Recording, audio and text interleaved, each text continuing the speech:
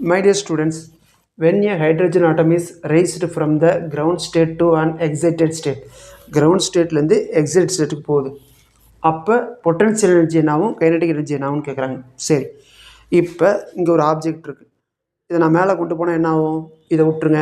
MGH potential energy என்னாகும்? அதிகமாகுமா? H அதிகமானா அப்போ ground ஸ்டேட்லேருந்து மேலே போனால் பொட்டன்ஷியல் எனர்ஜி அதிகமாகும்.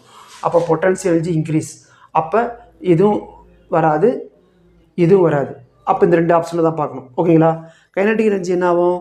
கிரவுண்ட் ஸ்டேட்னா நியூக்ளியஸ் பக்கத்தில் இருக்குன்னு அர்த்தம். மேலே போகப்போ நியூக்ளியஸில் எனர்ஜி அது கிடைக்காதுல்ல, அப்போ ஸ்பீடு என்ன ஆகும்? குறையும். கைனடிக் எனர்ஜிக்கு என்ன ஃபார்முலா? Half mv². v குறைஞ்சா கைனடிக் எனர்ஜி குறையுமா? அப்போ the potential energy increase and kinetic energy decrease. இதுதான் ஆப்ஷன். ஓகேங்களா? பொட்டன்ஷியல் எனர்ஜி நெகட்டிவில் வரும், கைனடிக் எனர்ஜி ஆல்வேஸ் பாசிட்டிவில் வரும். அந்த மாதிரி பார்த்துங்க. Okay, thank you, all the best.